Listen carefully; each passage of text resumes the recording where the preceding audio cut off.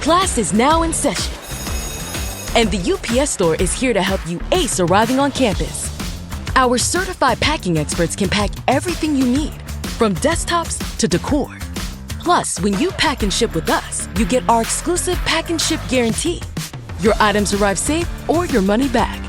Restrictions and limitations apply. To get a 20% off packing coupon and for full details, visit the upsstore.com/packing. Lowe's knows to bring your vision to life, it's important to find the right color. That's why MyLowe's Rewards members get a free Valspar paint or exterior stain sample to test your look to confidently refresh your space.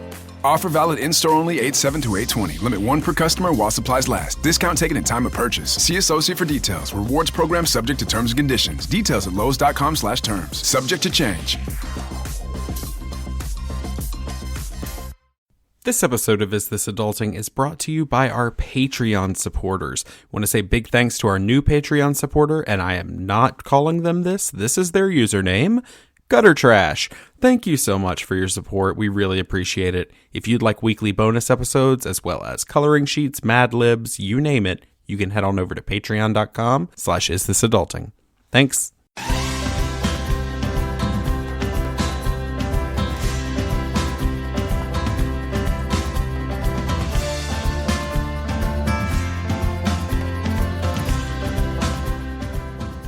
Hey everybody, and welcome to Is This Adulting, the mental health comedy podcast you never knew you needed.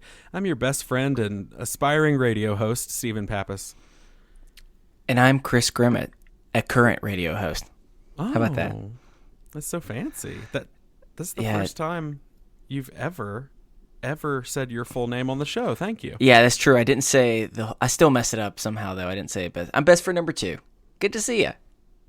It's okay. I appreciate it. Or I guess hear you is technically the more accurate statement for a podcast medium.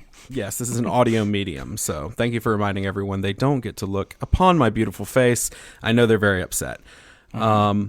Well, this is the kind of great banter that you all come here for, I know, but you don't want to hear us talk anymore, at least not by ourselves. So we have another best friend with us this week. He is a voice actor. You all know him as the voice of Night Vale Community Radio on the immensely successful podcast. Welcome to Night Vale.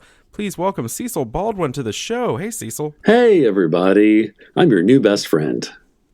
Yes. Look at that. See, he's already on it. That you haven't already quite done met a better yet. job than I do.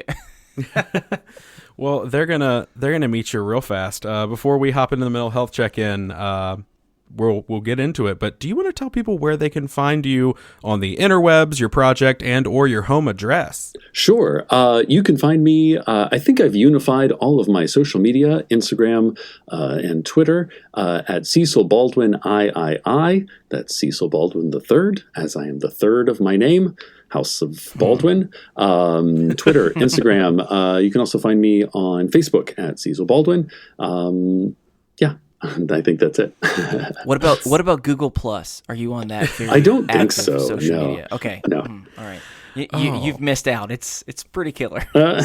Nice. What do you think is more successful these days with the young people? Is it MySpace or Google Plus? You are asking the wrong person. Both. Mm-hmm. Yeah. I like books. MySpace. I like libraries and books and paper. So do I. It's okay. I don't get the Kindle thing. That's right. I said it. Internet at me. Please don't. I'm fragile. Anyway, well, we're going to kick it off. We're going to start off this week just like we do every week with a mental health check-in. Christopher Tyler Grimmett. Yeah. How you doing this week? You know, the last couple times that we've recorded, I've been doing pretty decent actually, and that all comes crashing down. No, I'm joking. I'm doing okay. I'm not great, but I feel like lately I have been. You know how sometimes you can find yourself like maybe work is overwhelming, but luckily back in your like social life or in family, like it's okay, and it kind of helps balance it out a little bit, or maybe it's the other way around. And then there are those seasons where unfortunately it seems every area of your life is equally overwhelming. And recently I've been going through one of those seasons where there doesn't really seem to be a break, in the sense of once I leave one emotional like pressing situation. I just moved to a different emotional pressing situation, and I think because of that, it obviously takes a toll on you, and I found myself. I mean, I think we were all even briefly mentioning it before we started recording, that we've all kind of experienced the funk recently, and I think the thing specifically for me that is most frustrating is when I'm in a funk is I feel like I lose the ability to talk. Like I stumble on almost every sentence that I go to, and it's just really difficult, and it's just really frustrating because you're like, I'm not a moron. Why can't I get a freaking sentence out? But recently, that's how I've kind of been, and of course that has affected everything from my eating habits to my sleeping habits, and it's I don't know. I just really haven't felt very healthy in many aspects of my life recently, and so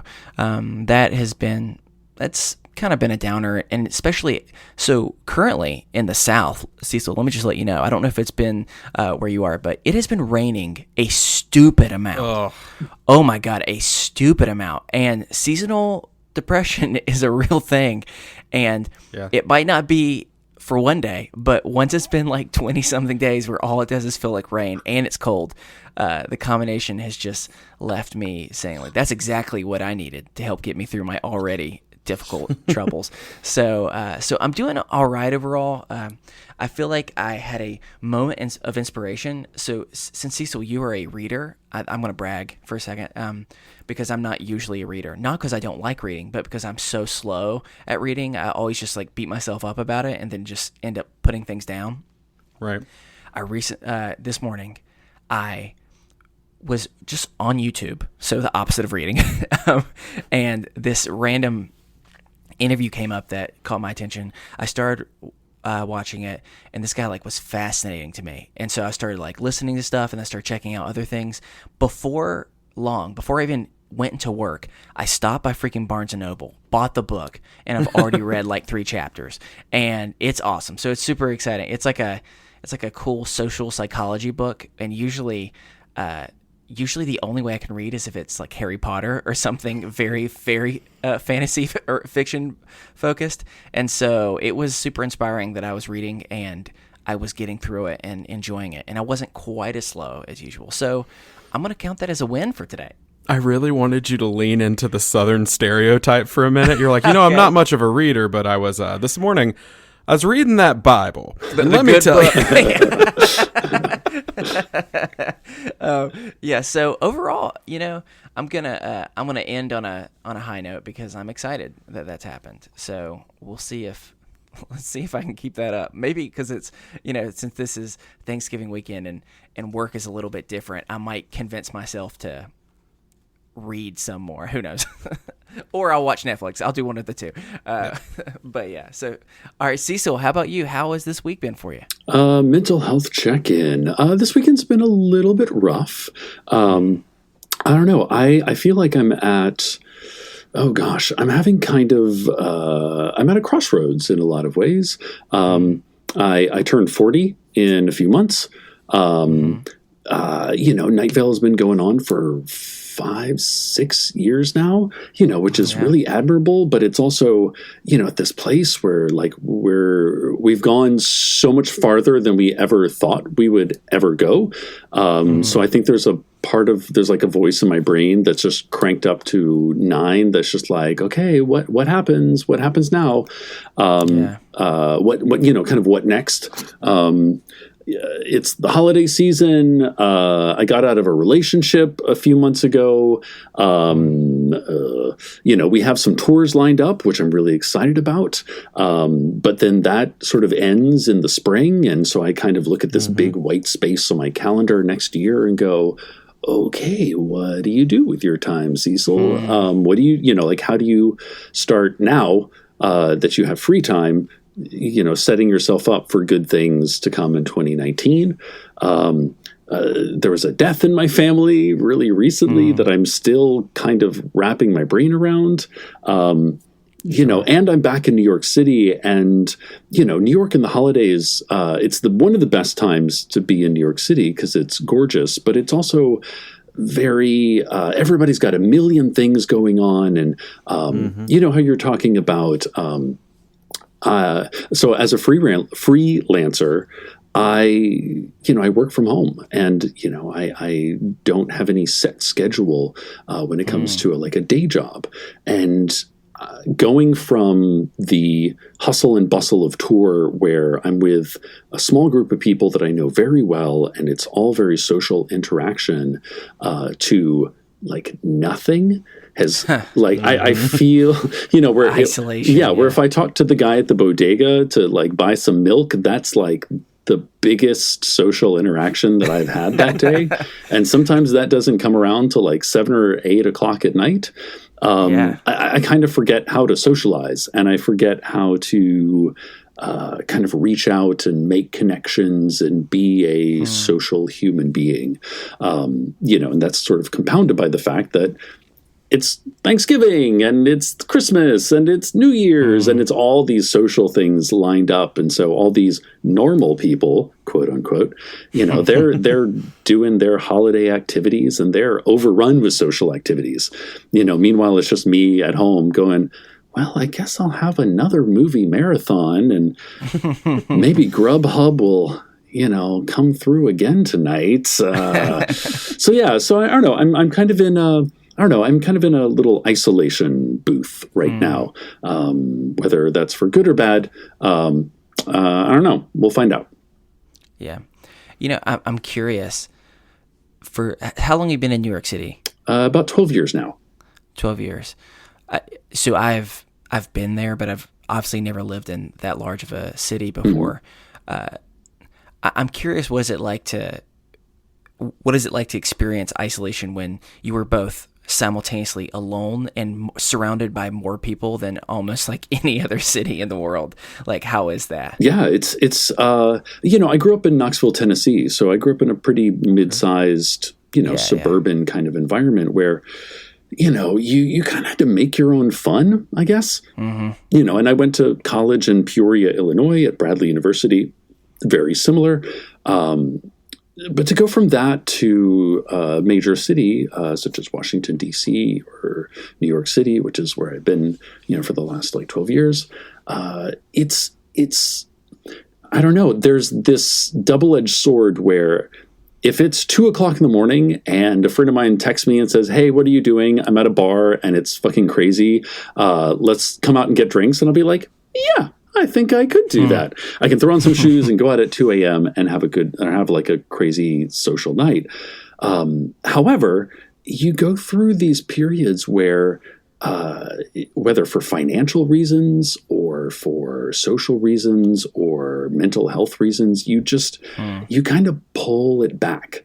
I live in Williamsburg, Brooklyn, which is a very hip happening area.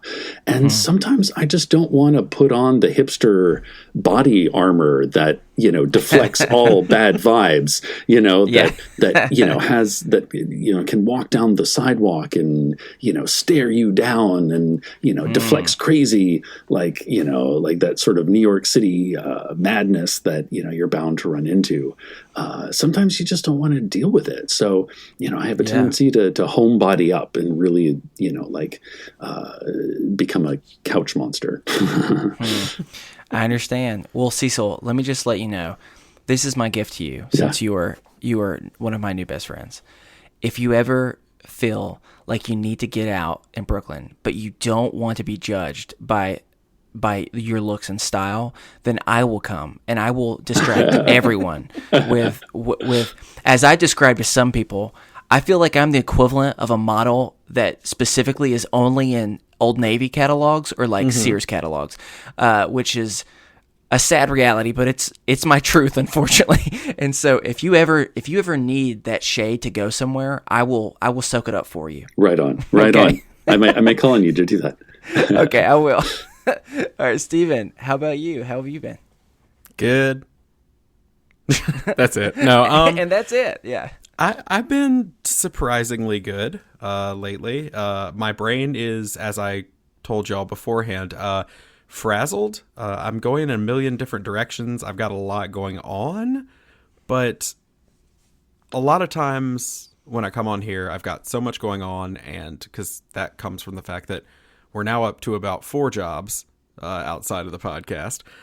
So I'm running around all the time, going to different places. And then I'm doing stuff in my spare time to help produce other shows and stuff like that. And so I get all that going. And on a bad week, that is hard. And it's still hard on a good week, but it's exciting hard in a way. Like, Yeah. and that's one of these weeks. Like, usually when I share, I talk about it and I'm just like, and oh, woe is me and blah, blah, blah. But I think that the medication adjustment I had like 8 or 9 weeks ago, we doubled the dose. And I think it's finally working. Even Nice. my wife has realized and seen something different in me in the last 3 or 4 days, even specifically. She's been like, it's weird. Like, you're happy. Like, she said, I don't mean to like be that way, but like, you seem really content and happy and like not as anxious. And I have my moments, but I'm feeling really good. And so like, yeah, I've got a million things going on, but at the core of my being, like, I find myself able to stop and enjoy moments, which I haven't done in a very long time. I just, a cup of coffee is finally what it used to be, which is more than a cup of coffee. Like, it's me like experiencing something. As weird as that may sound to some people, warm drinks for me do that. Like, just like something about the cool air and like a warm drink, and like I can enjoy a moment of just like, you know. And it's been that for about the last week, so it has been it's been good. Yeah. Steven, I just want you to know that I am imagining right now, like, you with a warm cup of coffee, like just one of those Folgers commercials, like just staring outside the window. Not the weird one where the guy's overly affectionate with his sister, though. Not Oh that my one. God, yes. Cecil, have you ever seen that one? I think I have, actually. Okay, good. That will be a whole other conversation another day. Yeah. But, hey, Folgers, no. There are many reasons why we should tell you no. Like, but you are in this sending case, mixed messages. we are going to specifically focus on this weird And we relationship. live in North Carolina, where I shit you not, it is legal to marry your first cousin, but you cannot, Folgers. No. No, not here. We are going to set boundaries. But yeah. You got your old Yeller voice on. Go on, get Folgers. Yeah, right. That's Go on. exactly what it is. That's exactly what it is. But as they say, the best part of waking up is being in love with your sister, right? Yeah. I think that's what the slogan was. Oh my God. Well, as always, if you have a mental health check-in you'd like to share, or an idea of how we can encourage you throughout the week, we will remind you.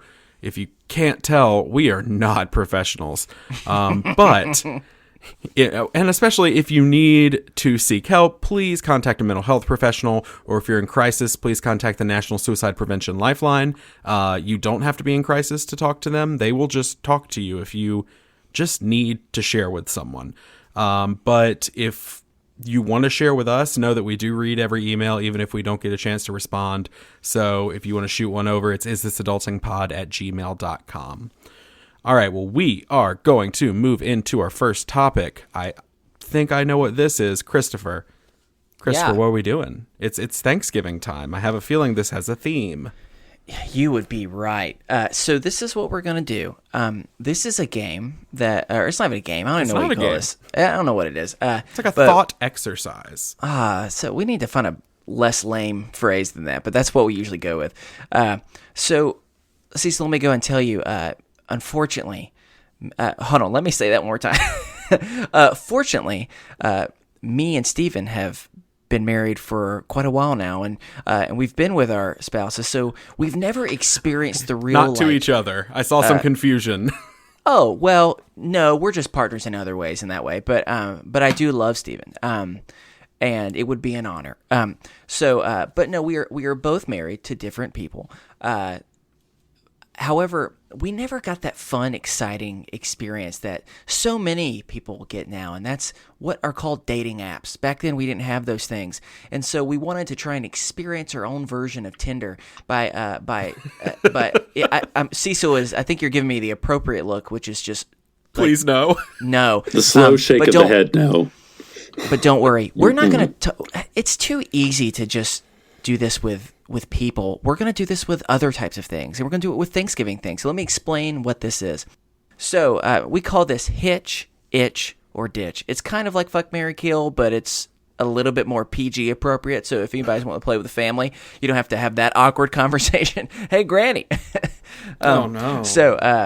But yeah, so we call it hitch, itch, or ditch. One of these you have to hitch to. You have to commit yourself to life for. Not in a marriage sense, but just it's going to be the one that you pick.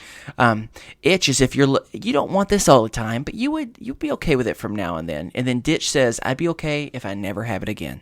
So we're going to go through this. All of these are somewhat Thanksgiving related. And so we're going to start with meals. So we're going to do Thanksgiving meals. And there are different types.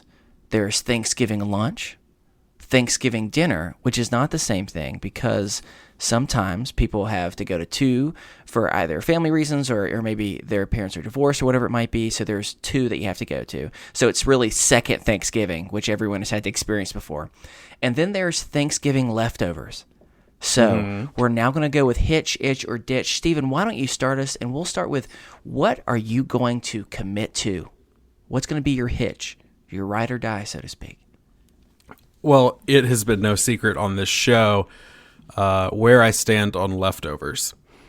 It is true. Cecil, you may want to brace yourself for what you're about to hear. So, here's the thing. I argue that leftovers are better than any meal the first time around. I don't reheat food ever. That's the confusing part. Not that leftovers are bad, because leftovers are good, but the fact that he only eats leftovers cold all of the time. Yeah. There was a lot of love for me in our Facebook group, though. I had That like is 30 true. people stand behind me on this. So I was surprised how many people came to your aid of just saying, no, what's the point of reheating food? Not I. So exactly. I was impressed. Okay. it's time consuming. And it changes the Sure it molecular is. structure of the food. So, so leftovers for life, man. Like, yeah, absolutely. I would never eat another Thanksgiving meal warm if I had to, if it meant leftovers forever. Gosh. All right. That's your go-to. Cecil, where do you stand on this? Which one are you hitching? I think I'd agree. I would definitely hitch up with the late Thanksgiving dinner, the post dinner leftovers, because you can heat it up if you want. You don't have to. Right. You don't Thanksgiving have 3. Yeah. you don't have the pressure of putting together a full plate. You can just kind of go to the stuff that you like. That's true. That's a very, very good point. That's something I'd even considered of saying And don't put that have apple the obligation. Yeah, put that apple pie next to the stuffing, next to the why not? Go live your best life. That's a great idea. You make a leftover sandwich. Yeah, that's It right. has just all sorts of things on it, y'all. Yep. It's Unconstrained. Yes. Well, let me tell you, this is a difficult decision for me because my go-to is I want to pick Thanksgiving leftovers because I love them so much. But I'm going to have a sappy moment for a second. oh god. And that sappy moment is going to say, you know what? I'm going to pick Thanksgiving lunch because it's first Thanksgiving. It's the one you've been waiting for, you've been looking forward to for a long time. You have not yet experienced the regret of why did I get this much on my plate. You just get to enjoy the first parts of it. And it's fun because you usually get to share that with someone in your life that's important, whether that's family or friends. And so I'm going to go just from the nostalgia of the first one. It's been an entire year, and so it's finally that moment. So that's why I'm going to commit to that one. But it was difficult because leftovers I do deeply love. But Stephen, now we're going to go. Which one is going to scratch that itch for you? First Thanksgiving or Thanksgiving 2?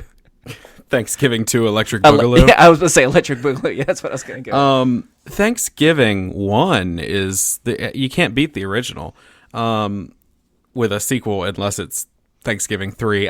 This metaphor is off the rails. What are we defining as Thanksgiving 1 here? Yeah, I would say that's a really good question because, Stephen, Because I think I'm a little bit lost.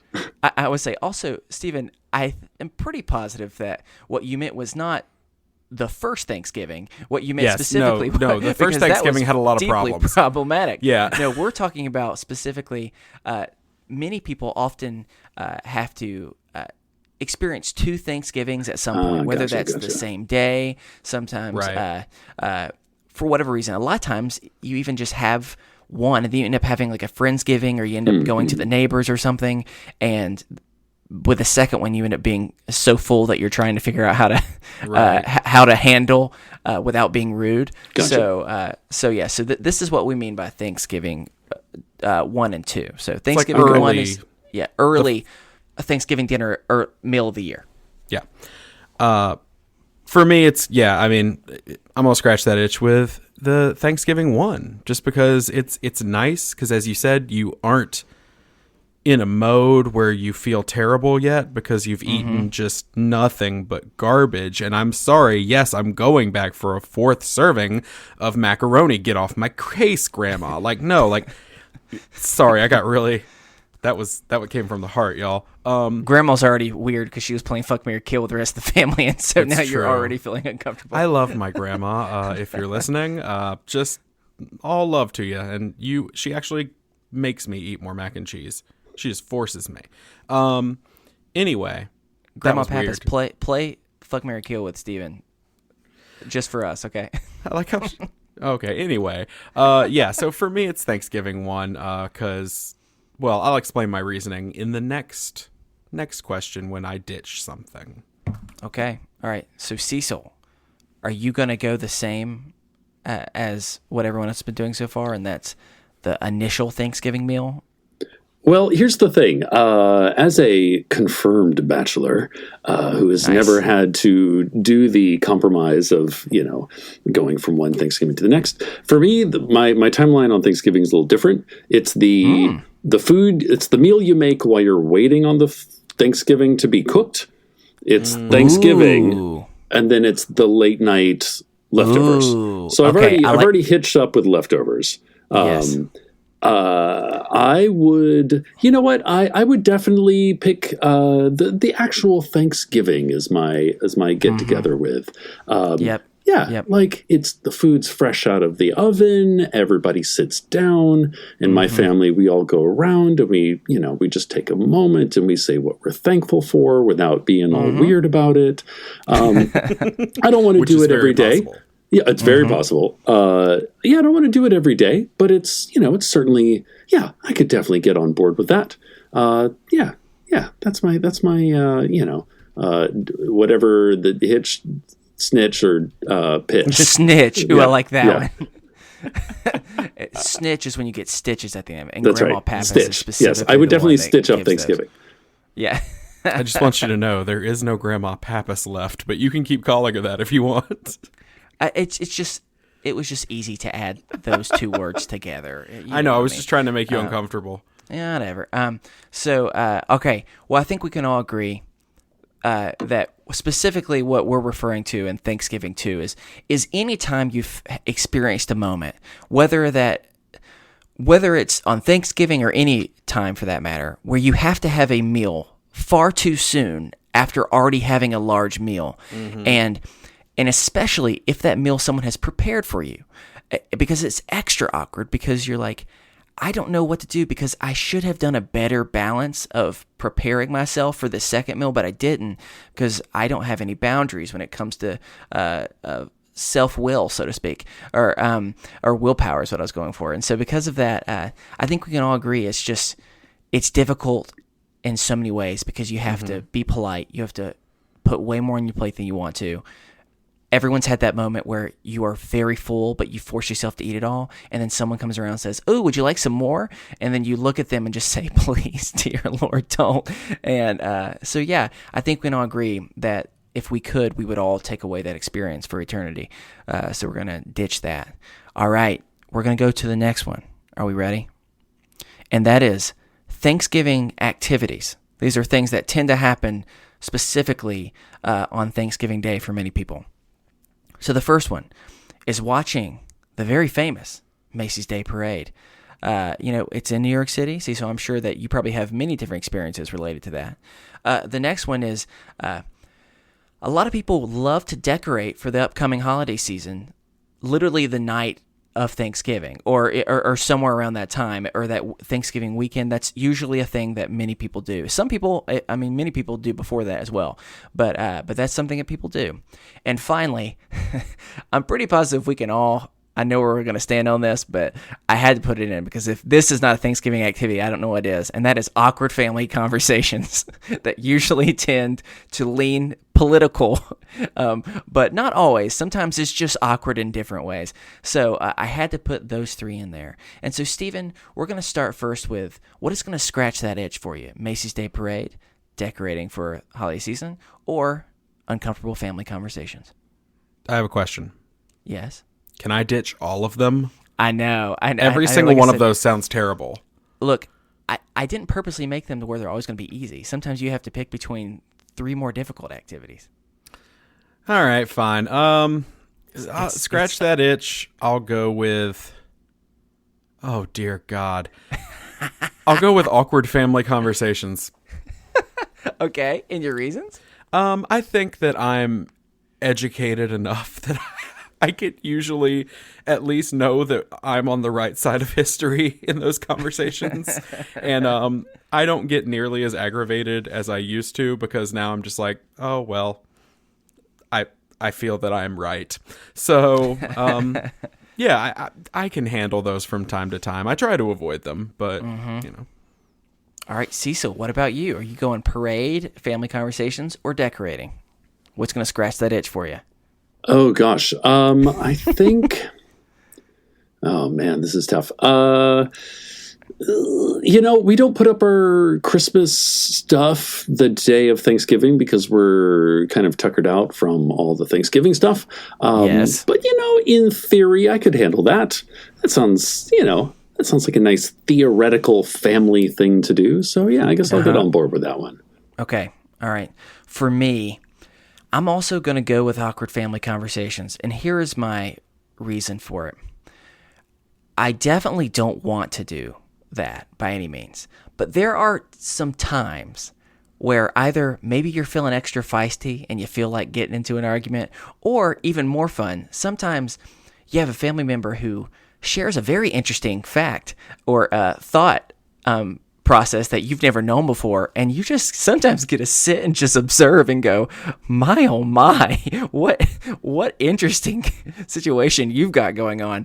And every once in a while, especially if you're not in it, it can be, I wouldn't say enjoyable, but entertaining, if nothing else. And so because of that, I'm going to say occasionally I could scratch the itch with an awkward family conversation. So, Stephen, now we are going to go with, what are you going to ditch? What are you going to say goodbye to forever? Oh, well, that's simple. Don't set up your Christmas decorations. What? No. Okay, so the people across the street from me, going personal here. I'm coming at you. Everywhere. Yeah, I'm coming at you, neighbors. They don't know about this show, so I won't hold back. What the hell, y'all? They put up their Christmas tree before Halloween. Before Halloween. Oh, wow. And they are motivated. As dedicated listeners will know, Halloween is the greatest holiday of the year. And now you're tearing it down by putting up your Christmas tree? No, those people make me sick. And so I'm ditching setting up my Christmas decorations because you know what? I will set them up. Okay, I'm on the outside. December 1st. That's when I set up my Christmas decorations. When it's December, it feels like, you know, ABC Family's 25 Days of Christmas has started or whatever. That's when it's time to set up the decorations. No more, no less, you know, yeah. It's very judicious. Yes. Yeah. You have thought through this very well. Cecil, which one are you going to say goodbye to? The parade or family conversations? Well, you know, I think I'm kind of with you where like the family conversations can just become so grotesque that they're almost like weird sci-fi thought experiments. And especially now that me and my brother and his wife and his best friend have kind of discovered group chat in real time, we'll just be on Facebook group chat listening, you know, to whatever is going on, just be like, can you believe this is happening? Like typing each other back and forth. We're like, oh my God, if he says this one more time, I'm going to get up and, you know, throw the turkey across the room. So that's kind of a maybe. That can be fun. But honestly, I've not gotten up to watch the Macy's Thanksgiving Day Parade since I was like 7 years old. because that thing starts at like 6 a.m., 7 o'clock in the morning. And inevitably I've flown home. I'm like all jet lagged and tired. And, I'm more of a wake up around noon kind of guy, especially when I'm on vacation. So yeah, I would definitely ditch the Macy's Thanksgiving Day Parade. I've seen the shenanigans in real life. It's crazy. Honestly, nothing beats going to the Upper West Side the night before when they blow up all the balloons, because then you can just kind of wander around and, kind of look at everything close up, and then leave. and not have we to saw them all. We're great. Yeah, and not have to worry about, pushing your way to the front of a crowd or, standing in line and waiting, out in the cold, or if you're somewhere other than New York, getting up at the crack of dawn and, sitting through what is essentially a 6-hour long commercial. Yes. No matter how well it may be produced, it is a song to capitalism. Oh, that's hilarious. It's just a big capitalism military parade is pretty much the equivalent of what it is. Kind of. But let's see here. So I am also going to ditch Macy's Day Parade, and there are a few reasons for that. Well, you've gone on record with your hatred of parades. Yeah, one, because I would say parades might be my top 3 least favorite things of all time. 2, it's bad both if you're there or if you're not there. So if you're there, the crowds are overwhelming. Usually parades are either too hot or too cold, because rarely do we have parades in pleasant times of the year. We always have them in 4th of July where it's 112 degrees, or it's the deep, bitter, cold, and sharp wind of November. So that's another thing. And then also, parades, as I've said this before, and I'll say it again, they are slow. They are so, so slow. Why are they so slow? I understand people are walking, but I feel like I can walk faster than how fast they walk.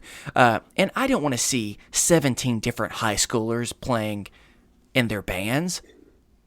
Like, no disrespect. I think marching bands are very, very impressive. Chris is a things. big proponent of taking the arts out of schools.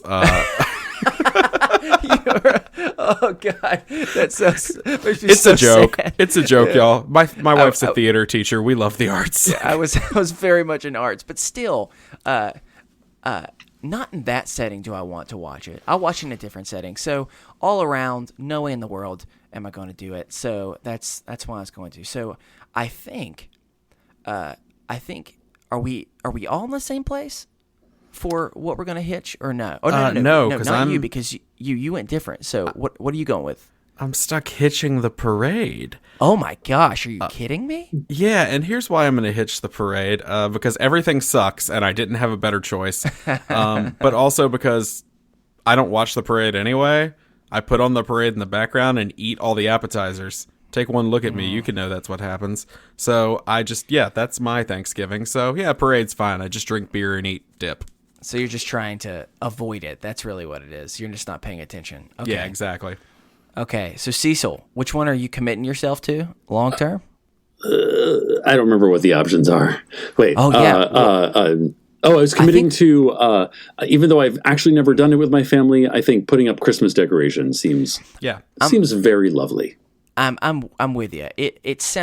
There's the complication part of, wow, that's a lot of manual work to be doing when I'm so full. But out of those 3 options, but you know what? I like certainly the best. I like an activity. It keeps things going. If crazy Uncle Richard starts to get a little too crazy, they'll be like, hey, here's some lights that you can untangle. Like, go why do don't that. Why don't you do that for a while? Yeah, there you go. Purposely, you unscrew one of the lights just a little bit. Oh yeah, and then give it to him. And don't he's trying think to I haven't done that the entire time. Oh, you gotta do what you gotta do. Gosh, yeah. Well, you know what? This was a small taste. I think I want us to keep going so we can make sure that we talk about some other stuff.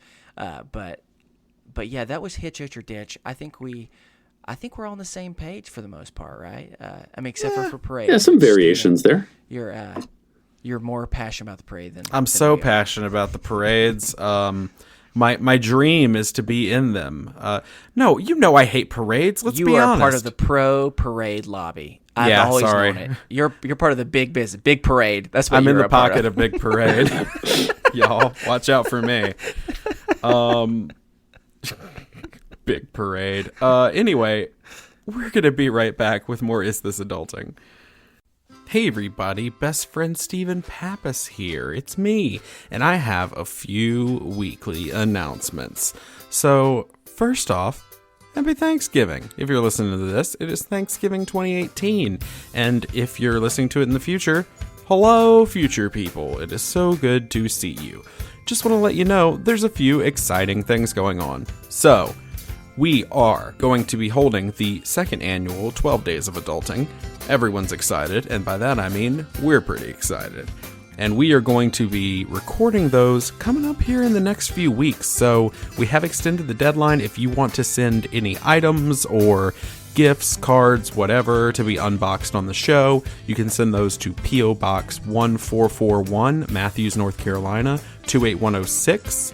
Address them to Is This Adulting Podcast, and you can send those as long as they get to us by, here's the kicker, they gotta get to us by Wednesday, November 28th. Boom. If you can get them by Wednesday, November 28th, which I know is very, very close, then we'll love you, and they will make them on air. If they get there later, it's gonna be okay. It's gonna be okay. Don't worry. We'll unbox them later for your listening pleasure. So yeah, that's happening. Also, in preparation for the lovely 12 Days of Adulting, we will be holding the second annual Adulties, which is our award show. If you would like to participate in the audience choice category of the Adulties, then you can head on over to facebook.com and just get on in those Is This Adulting best friends, y'all. We're going to hold polls in there, and we are going to see how you all would have voted in every category. So, those are the announcements. And you know what? While I'm here, let's talk podcast recommendation time. So this week we had on Cecil Baldwin of the Welcome to Night Vale show. You know that one. Welcome to Night Vale. I've loved it forever. Another one though, produced by Night Vale Presents. That's gonna be Alice Isn't Dead. So I think I've talked about this show before. Alice Isn't Dead is another kind of audio drama, I guess would be the best way to put it. It's very, very good. The writing's great. It is written by Joseph Fink, who writes on Welcome to Night Vale and co-created it with our previous guest, Jeffrey Craner. It has Jessica Nicole, who I just love and would love to get on the show one day. Hey Jessica, if you want to come on the show, you just let me know, friend. So yeah, definitely check out Alice Isn't Dead. It's great. Alice Isn't Dead, the novel, just came out last month, I believe. So definitely pick up the novel and help support Night Vale Presents, because they're putting out awesome content. All right, y'all, this game we're about to play, it got weird. It got real weird. So just trust us. We love you. Back to the show.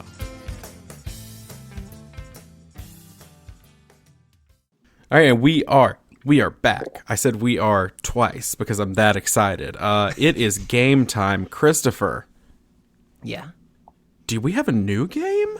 We have a new game, and I'm super excited. See, so I've been thinking about this in the back of my head for a while, and I hope that you feel honored. I just decided I was going to try it out on you. So we'll see if it works. And what a great honor. Sure. I know. And then if so, we'll pretend it never happened. So that's what we'll do. So, all right, I call this game Minimum Wage. Sounds confusing at first, but don't you worry.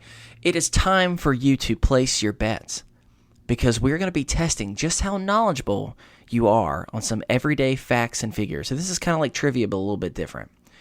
I'm going to read out a statistic that may or may not be somewhat accurate.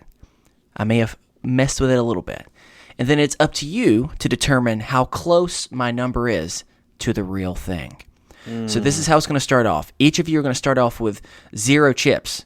After all, you've just joined the betting table after all. So we're pretending like this is poker. I don't know. It's getting so complex. I know. It's getting complicated. I apologize. But we may switch this up a little bit. But you have the opportunity over time to earn a nice big return. So it's really, at the end, whoever has the most chips wins. This is how it works. you have to determine how confident you are. And in my statistic, maybe it's complicated. I'm really sorry. I'm panicking already. Let me just explain this. If you have ever heard, I had this whole description and realized that I'm a failure. So instead, we'll fast forward through it. And it's a game similar if you've ever heard of Guesspionage. It's a very popular party game. But really what it is I give you a number, and you'll have to try and guess if you think it's close, it's higher, lower, much higher, much lower. I'm going to kind of explain what it is. Here's the deal, though. There are 3 increments that you can bet on. Depending on our confidence level. Yeah. 2, which is the easiest, widest, safest bet. 4, when you feel more confident strongly. Or 6, if you feel like it's really spot on. So I feel like I'm filling out a grant application right now. I know. You were totally right. You were totally right. Like, in my head, this made sense. And then I read it out loud, and I went, oh, my God, I should have talked to someone about this. There are think tanks in Washington, D.C. that are trying to figure out this game right now. Okay.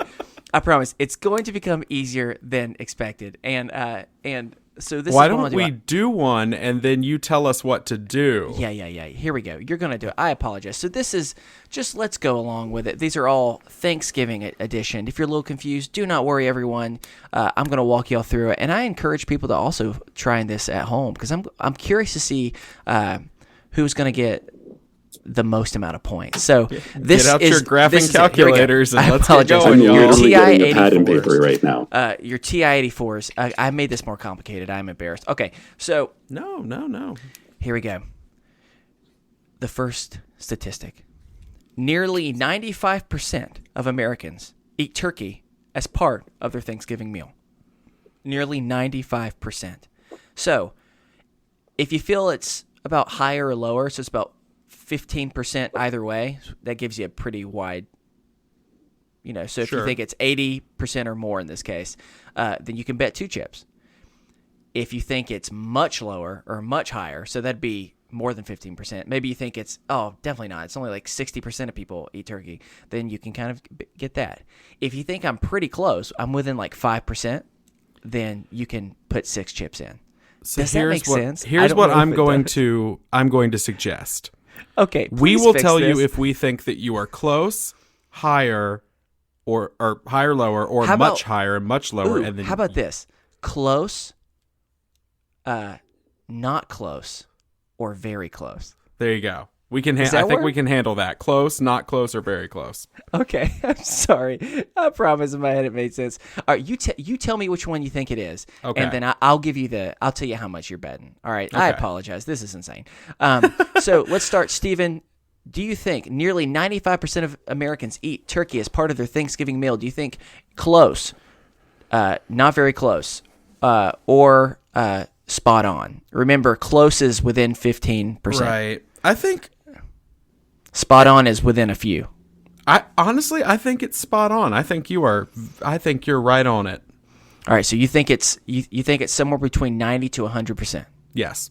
All right, so you're betting in 6. So if you lose this, then you lose 6 points, or you lose 6 chips. So you owe. All right, Cecil, which one are you thinking? Close, very close, or not as close? I think close, but not very close. Okay, so I like this. So Because of all the vegetarians. So you're going. So with, like 80%-ish. All right, so you're going higher, lower, so that makes sense. So you bet 2 chips, and Stephen went all in pretty much with 6. I did. So let me tell you, the correct amount is 88%. So Stephen, unfortunately, you did lose 6 right off the bat. But don't worry. I mean, you're only 8 down because Cecil got 2, so it could have been way worse. So it is 88%. Well done.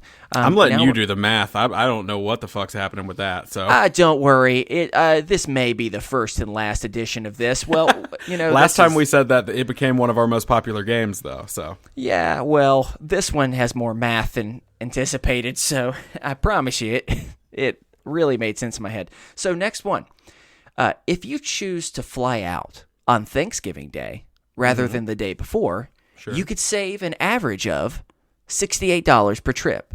So do you think this is close, very close, or spot on, or sorry, close, very close, or not so close. So very close would be you're pretty much $10 in the $10 range. If you think it's pretty close, I'm going to give you about a $30 range. And if you think it's way more or way less than that, then you can kind of do it. Make sense?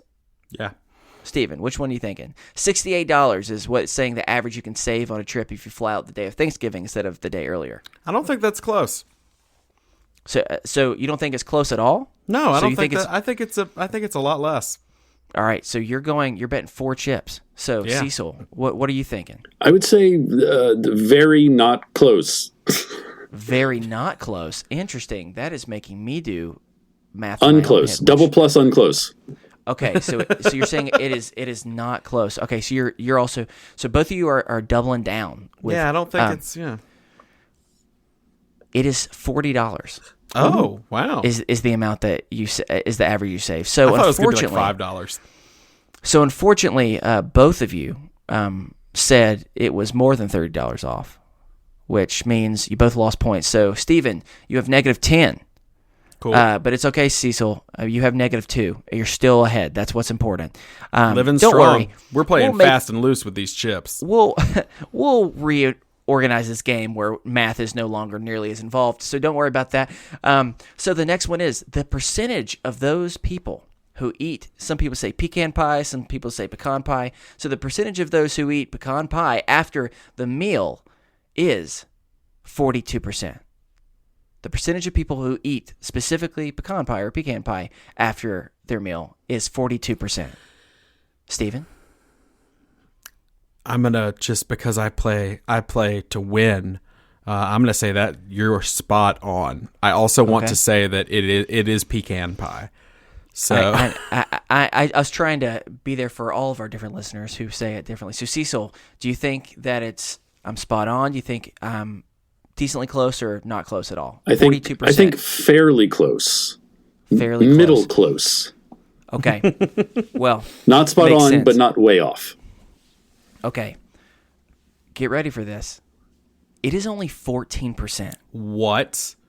Yes, I was very surprised by Wow. this. So unfortunately, both people lost again, but that's okay because Cecil, you're only at -4, while Steven, you're at -16, my friend. So Yeah. There's so no coming right back now- from this one. Right now, the house is On killing. fire. Is one way of doing it. All right, so we only got 2 more, I promise, and then this complicated game will be burned forever. And then I'll just write about it in my diary of all the embarrassing ways I can feel about my game. So next one is 32% of Americans will have more than 12 people at their table for Thanksgiving. 32% of Americans will have more than 12 people at their table. That's a big fucking table. You know what? I think I've got a better idea of saying close, very close. Why don't you tell me percentage-wise what you think it is? Okay, that Makes sense, right? I would honestly guess that's like a 10%. So you're thinking it's 10%. Okay. Who has that many? So you're saying it's very off. It's more than 15% off. Yeah. So you're betting in 4 chips. All right. Cecil, what about you? How percentage-wise, what do you think? I say The spot Americans- on. Spot on. Okay. Well, the answer, Cecil, you're in the positive because it's 28%. You were 4% off. So well done. Because That think means- about all those people that have to go to 2 and 3 Thanksgivings. You know, Yep. I mean, it's a lot. And so with that, Cecil, it's okay because you are back up to 2. Yeah. So don't worry, Killing it. Steven is at -20. So I am truly shocked. And this is the last one. Clearly, Cecil, you've already won this, but let's just go ahead and get through, and then we'll stop thinking about this horrible game. In 2015, 23 million Americans traveled more than 50 miles on Thanksgiving Day. Whatever that can be, by car, train, bus, whatever it might be. In 2015, 23 million Americans traveled more than 50 miles on Thanksgiving Day. So, Steven, how many do you think it was? Honestly, more than 50 miles? More than 50. My gut would say like 70 million, or like So a you're high number like that. So you're saying I don't think that's close. Okay, so you're saying, and remember, I said on Thanksgiving Day, just for clarification. Yeah, I'll give you that. Okay, all right. So you're saying much higher. It's significantly more. Okay, so you're going all in with 6. So you're going to see if. Okay, so Cecil, what about yourself? What number do you think? Yeah, I'd agree. Like to get from one end of Knoxville to the other, that's like 50 miles. So, right. I would say the number is probably going to be higher. Okay. You're both correct. It's 47 million, which is still smaller than I expected. Still lower than I thought it would be. Yeah. But with that, Stephen, you now have negative 16. So congratulations. And Cecil, you got 6. Yeah. Well done.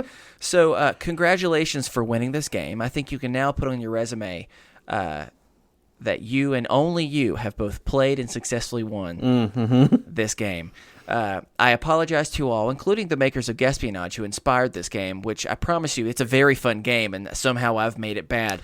But you know what? We were working out the kinks there at the end. There were beta There's testing. here. It started getting a little bit better. But here's just a fun fact. So out of the total possible chips that you could have accumulated, you could have had 18. So Cecil, you did pretty good. You had 6 out of 18. Yeah. It's a third. Stephen, I did not account for having almost negative the same amount. But you had negative 16 chips. So what can I say? Well done, Cecil. For anyone who is listening and somehow understood that game, then please let us know what you got. Remember, you know what? Never mind. Just don't do it. I don't want any more reminders of how embarrassed I am. I'll see you later. Bye. All right. Well, Chris has left the show, and we're going to move into our final topic. Can we do another mental health check-in? I feel like I need to now. No, but we are going to chat some a little more serious stuff now as we get going. So before we get started, I'm going to let Cecil introduce the topic in a second.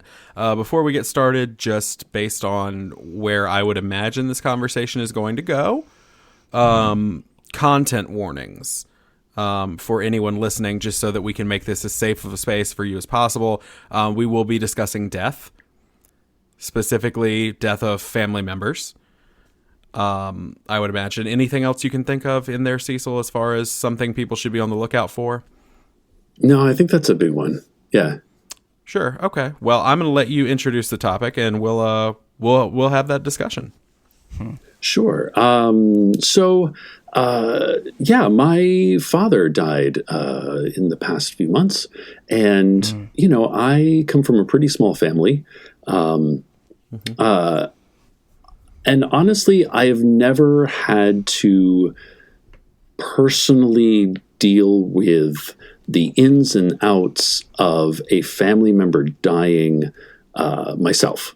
It's always been sort of more distant relatives, or it has been an uncle who was much beloved, but there were, family members taking care of business. And this was the first time that I have been put into a situation as an adult where decisions had to be made and things had to happen.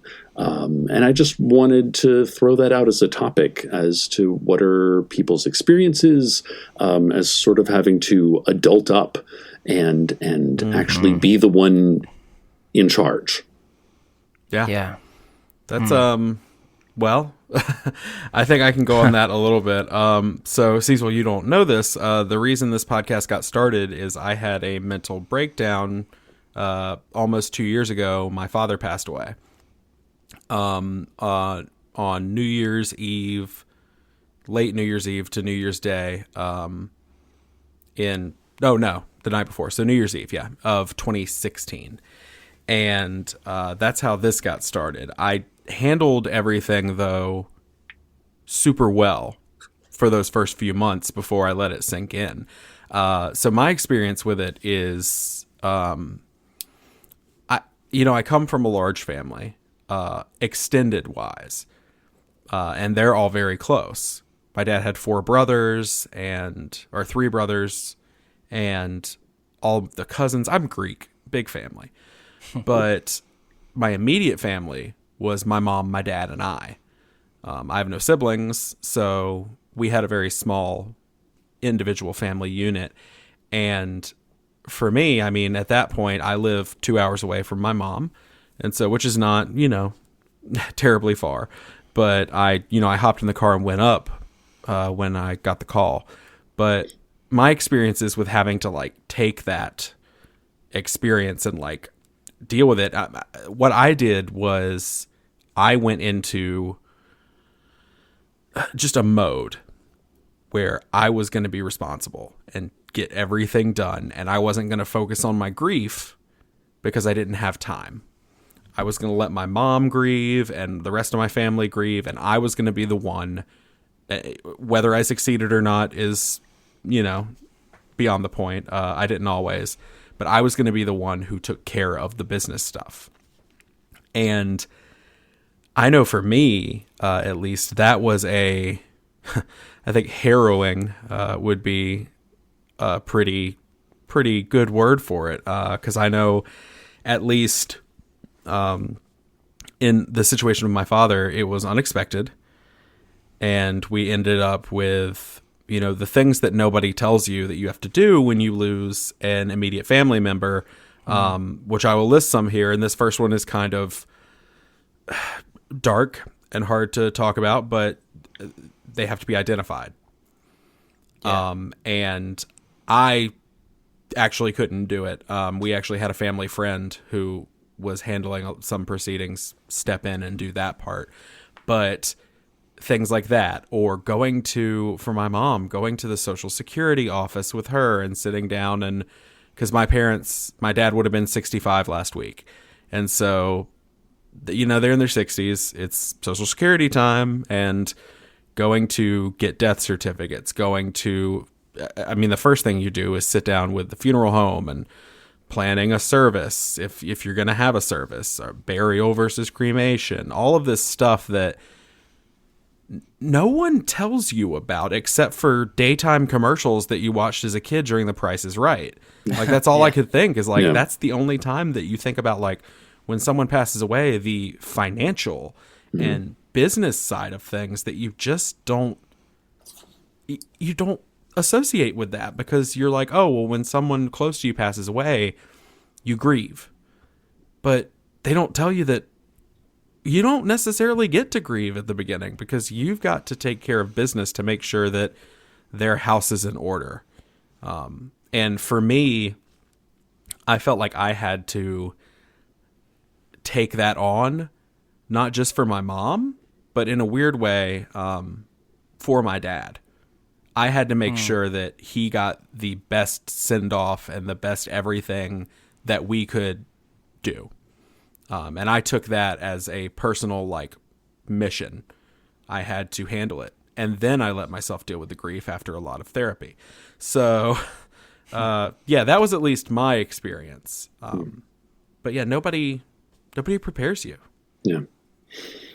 Yeah, I know my experience was somewhat the opposite in that, I don't know, I'm kind of a no-nonsense person, and, I guess living in the big city, especially in New York, has kind of toughened me up over the years, and I'm very direct, especially when I deal with people down south, family members, just generic Southerners, and kind of the tell it like it is New Yorker by this point.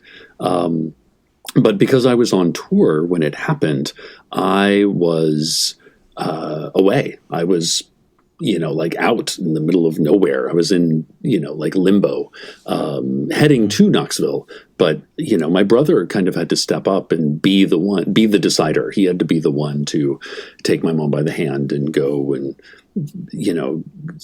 make the hard decisions. Right. And that weighed on me for a really long time because, for me, it's like, oh, I can do this. Like, I guess, I don't know, maybe a life in the theater has kind of prepared me for this, where no matter how high emotions are running, the show must go on, like, and then, like it's sort of a microcosm of that.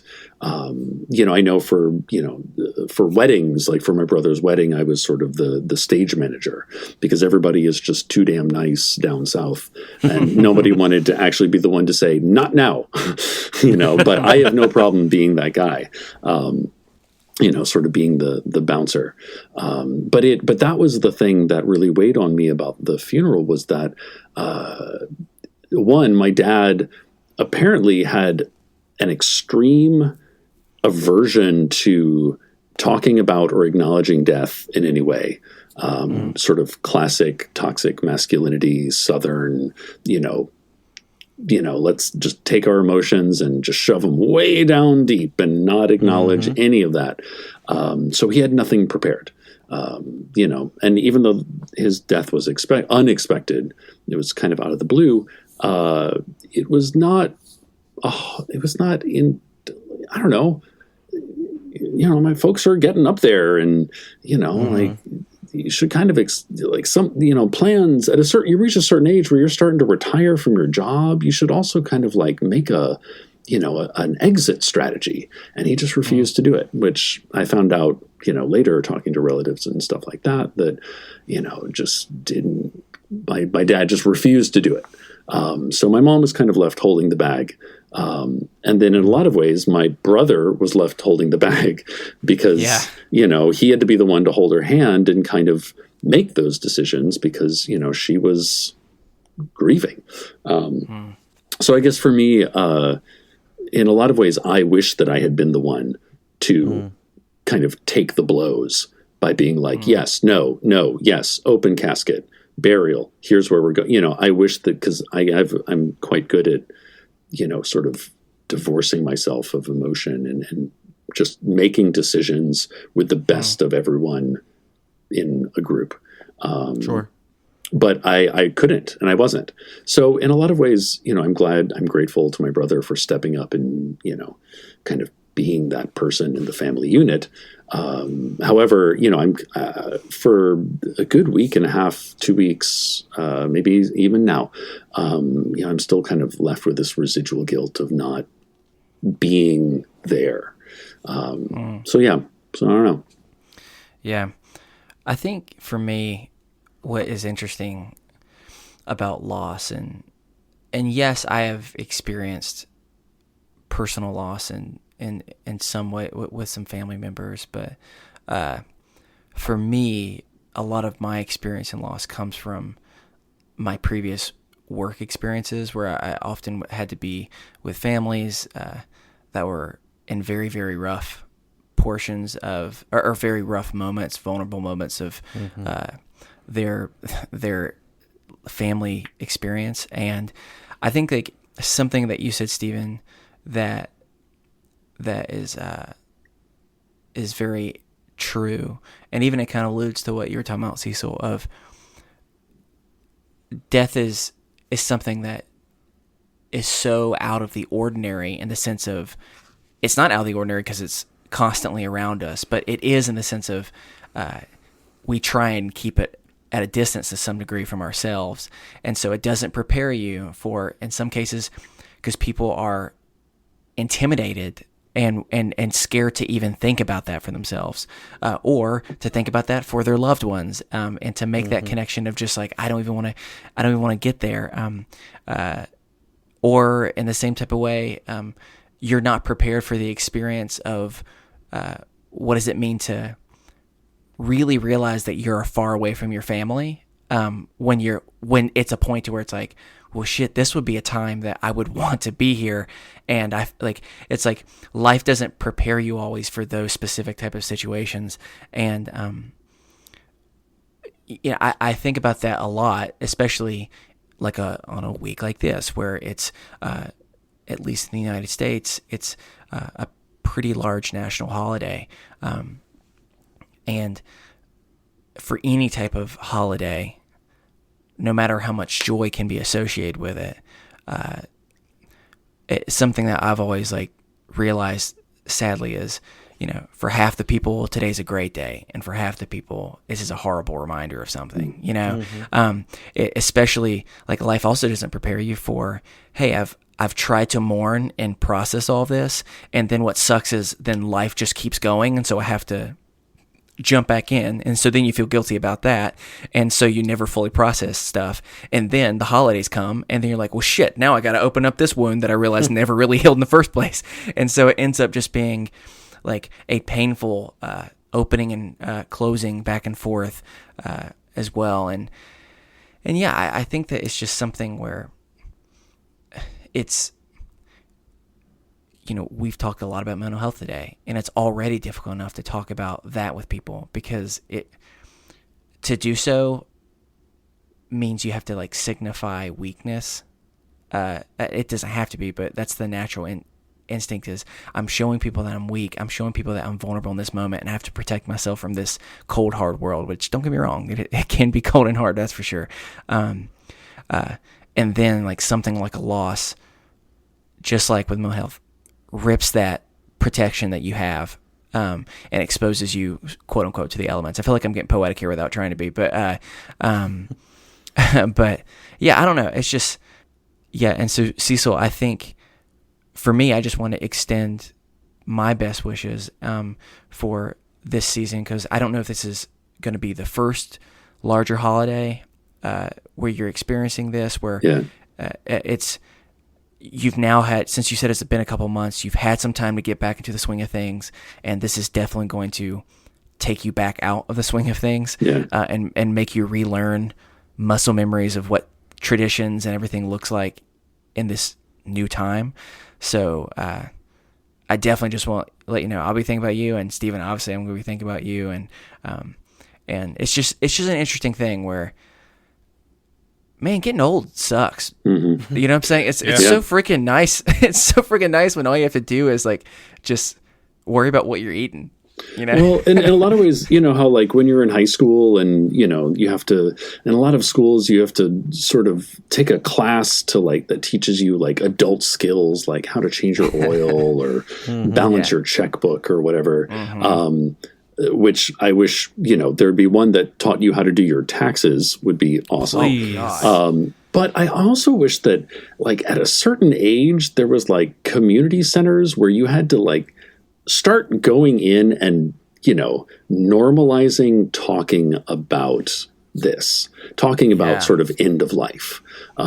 Because especially in the West, we just don't do it, like I kept thinking about like the first season of 6 Feet Under, when the show first came on, and it was all about how sort of death and dying have been sanitized for our protection in the West. People want to get through it with as little muss and as little fuss as possible. But you know what? Maybe a little mess and a little craziness is what's necessary, because at least then you're feeling something.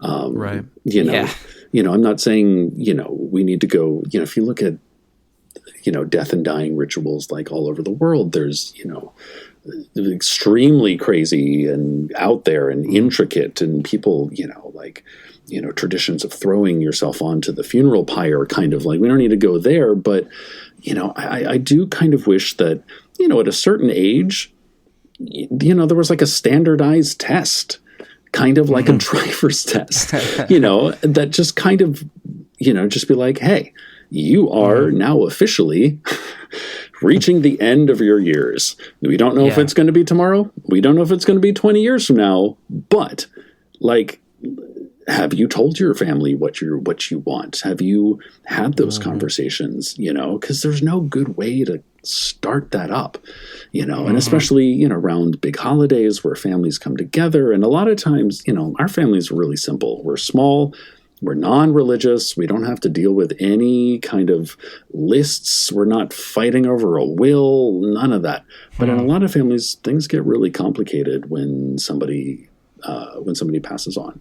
And I just feel like if the conversation, if these conversations had started earlier in a place of neutrality rather than in a place of, oh my God, it's go time. We don't know what's happening. It would have been very different.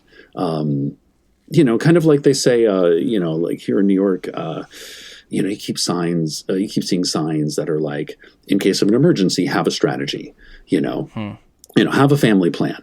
Who's got the flashlight, who's got the batteries, who's got the family pet, where are we going to meet, where's our muster point, really like kind of start talking about end of life from a practical point of view. Because at least then you start thinking about it in practical terms rather than in emotional terms, and rather than it being some abstract, oh, that'll never happen, because we want to bless many, many, many years on to the people we know and love, and that's what we wish, but that's not always what we get. And living in that wishfulness, I think sometimes does a disservice, Yeah, and I think that as we're talking, like something that I'm simultaneously thinking about is, so my wife is a person who, I know she wouldn't mind me sharing this, is someone that even bringing up the concept of death at all is something that deeply, deeply causes her anxiety, causes her emotional pain, just because there's so much connotations with it. And I think, I don't want to make this too simplified, but I think that in the same type of way that by us normalizing mental health, there's a lot of power in being able to, like, I'm going to use a Harry Potter reference. Like, there's a lot of power in being able to say Voldemort, because because when you do, being able to name it. It's and then you see speaking of Harry Potter, what's the people who are able to see, you can only see it if you've seen death. Thestrals. Thestrals. I'm a big old nerd. I just couldn't remember what it was, but in both cases, it's a very like beautiful thought of, it doesn't mean it's not going to still suck. It doesn't mean it's not still going to be super intimidating. But I think you make a great point, Cecil, of if we've had time to prepare ourselves, it gives us the space to actually grieve and honor people when they leave, instead of having to be so stressed about making decisions that suck to have to make. You have the ability to really process stuff. And and everybody communicates differently, one of the interesting things coming out of being at home was watching my mom and my mom's brother talk later about this sort of stuff, because my uncle's my uncle's getting up there, and he lives kind of a hard lifestyle, and watching the two of them as siblings kind of have this conversation about, like, okay, here's what I have, here's what you need to do, this is where you need to go, and listen, my uncle's nuts. Like, he is a piece of work, and he communicates completely differently than everybody else on the planet, and it's very frustrating. However, he is also very direct, and even though what he's saying may be misconstrued, and he's trying to communicate in his own way, and it's coming off all wrong, he has no problem kind of saying the hard stuff. So it was kind of interesting after this long weekend watching, my kind of stepping out and sort of listening to my mom and my uncle talk as siblings and have this very practical, real conversation that was like, wow, what we just went through really sucked, because nobody knew what was going on. Nobody had a plan. Nobody had anything prepared. So rather than going through that, let's sit down and have this tough conversation and kind of hash out the details about this whole thing. And I realize this is my family. Your family is totally different. Everybody's family is, completely has totally different dynamics. But just kind of what a moment that was to watch two people come together and, kind of be like, okay, all right, well, here we go. Let's figure this out together. Well, and I guess what's cool about it too is it gives you the ability to, when you have to have that difficult conversation, you get to process it with the person. Mm-hmm. Right. Yeah. And so you get the ability to hear Yeah. what they want, and not everyone always has that luxury. So it's but not if in a you void, do- you know. Yeah, it's just it- like Right. I think so, and I think my dad would have wanted this. Well, I think he would have wanted this. Yeah. You know. If you do, if you do have that luxury of being able to, then it gives. It's just it can be albeit awkward and difficult. It can still be a very special experience Sure. too. So I mean, and Cecil, we can start wrapping up with this, but I know to your point of this should be something that you talk about. I mean, the way I kind of look at it after everything that we dealt with of not having too much information, my dad had given us more than it sounds like you may have had, but at least we had something. But the way I view it after that is